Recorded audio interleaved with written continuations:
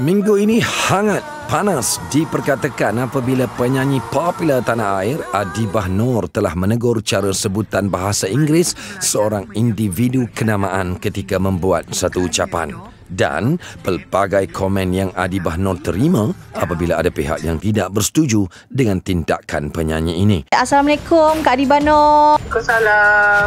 Hai. Saya terus je lah kan. Isu yang sekarang ni sedang hangat diperkatakan lah mengenai Kak Adibah Noor, yang mana didakwa Kak Adibah telah menegur seorang orang kenamaan, yang mana menegur cara sebutan dalam bahasa Inggerisnya ketika membuat satu ucapan. Perkara itu menjadi orang kata sedikit sebanyak perdebatan lah juga di media sosial kan, apabila ada yang menyokong tapi ada juga yang macam tak sokong cara you menegur. Komen Kak Adibah pada awalnya, apa agaknya niat Kak Adibah sendiri ketika membuat teguran tersebut lah? Dia macam ni, kalau kita berada di hadapan lensa kamera, tak kira lah pekerjaan apa sekalipun, selagi kita meletak diri kita sebagai seseorang yang berdiri di hadapan khalayak ramai, kita harus bersedia untuk dikritik. Tak kira lah you selebriti ke, cikgu ke, malah influencer sekalipun. Niat saya untuk menjawab soalan Ria tu, saya cuma nak membetulkan sebutan perkataan dan terpulang kepada orang yang menonton nak terima pengajaran itu ataupun tidak. Sedangkan apabila saya menegur seorang penyampai berita, saya menerima komen yang positif daripada dia sendiri. Dia mengucapkan terima kasih kepada saya kerana membetulkan. Bukan niat saya untuk mengaibkan sesiapa. Kita nak belajar sama-sama. Bila kita guna contoh yang mungkin akan menjadi viral, benda tu akan lebih menyeluruh, lebih banyak dapat disampaikan. Sebelum ini Kak Adibah telah menegur beberapa orang, macam Kak Adibah sendiri katakan kan, Kak Adibah pernah menegur penyampai berita, dan bila Kak Adibah sekali lagi muncul menegur orang kenamaan ini kan, ramai yang tak dapat menerima. Antara komen yang saya baca lah, kalau sekali okey lah kot, kalau dua kali tu tak perlu lah kot. Mereka mengatakan bahawa dengan riak wajah Kak Adibah yang macam seolah-olah mempersendakan, dan ada juga yang saya lihat yang macam kata kita sebagai orang Malaysia ni sepatutnya tak perlulah untuk mengikut accent orang luar, berbangga dengan accent kita sebagai orang Malaysia. Tak perlulah macam 100%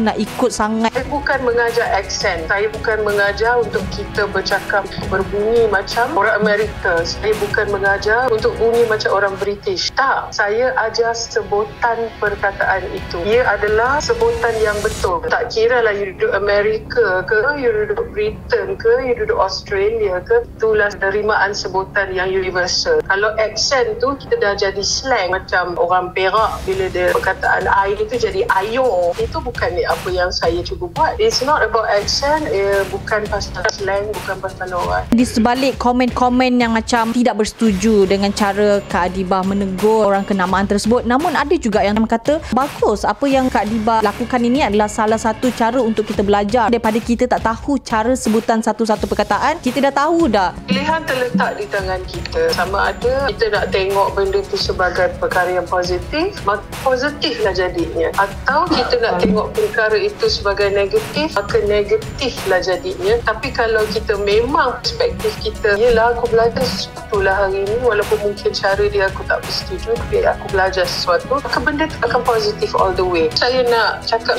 pasal apa yang Ria cakap. Setengah orang kita, dia kata, alah tak payahlah nak elok sangat, tak payahlah nak betul sangat. Malah kalau study dekat overseas pun, lecturer orang putih sana boleh je terima budak-budak kita cakap pelat-pelat. Ya betul, saya setuju. Memang orang putih tidak akan sailang kita. Tapi saya ingin cabar dan soalkan di sini, kenapa berhenti kat situ? Kenapa tak perhebatkan diri? Okeylah, kita ni lidah Jawa, kita ni makan belacan, tak payahlah nak bunyi betul sangat kan? Itu memang reaksi yang saya terima. Saya baca dan saya giling kepala. Saya buat kesimpulan, kalau awak selesa kat situ, fine. Alhamdulillah, teruskan kehidupan. Selain daripada itu kan, ada juga yang sampai menyerang secara peribadi lah. Maksudnya ada yang macam kata time ni lah pun Adibah Noor nak macam menonjol sebab tak ada job, supaya orang nampak dia menonjol. Antaranya lah Kak kan. Tak laku kan? Kan bikin komen Kak lah. Dah sendu.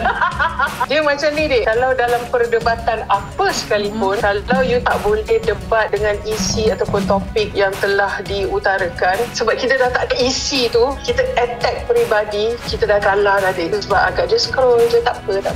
Orang yang macam kita yang buat kerja-kerja di hadapan lensa kamera, haters ni ataupun cyber troopers ni, dia ada satu kotak khas untuk kita tau. Bila Adibano buat silap je, panggil kau, oi kawan-kawan, dia keluarkan props ni. Kau ambil props gemuk, kau ambil props tak pakai tudung, kau ambil props artis tentu, kau ambil props tak cantik. It's okay, tak apalah, semoga berbahagia. Ya, ada juga yang komen, dia kata inilah sebabnya orang takut untuk bertutur dalam bahasa Inggeris kan. Yang tu saya pegang dan saya setuju. Tapi ini saya punya reaksi. Salah tu, kejam, diketawakan ataupun diperbetulkan adalah tiga benda yang berbeza. Kalau orang gelak dekat you, itu memang salah. Tapi bila orang betulkan, janganlah terus sentap. Apa yang saya buat ialah saya betulkan. Saya tengok di social media ramai yang membintangkan perkara yang sama. Cuma saya je yang tampil berani untuk memperbetulkan. So saya kenalah semua. Saya sajalah kalau nak tambah kan. Untuk mereka yang condemn, kritik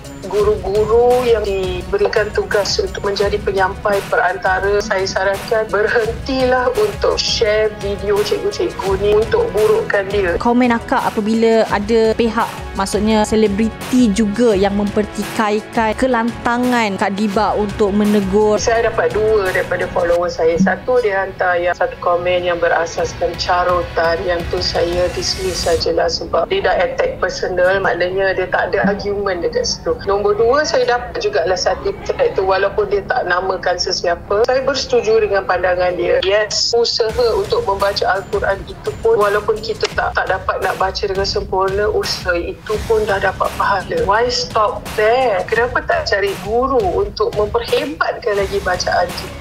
Sama lah juga dengan bahasa lain. Nak dengan tak nak je. Terima kasih Kak Diba Noor, kerana orang kata sudilah meluangkan masa dengan Melody hari ni. Anything for Melody.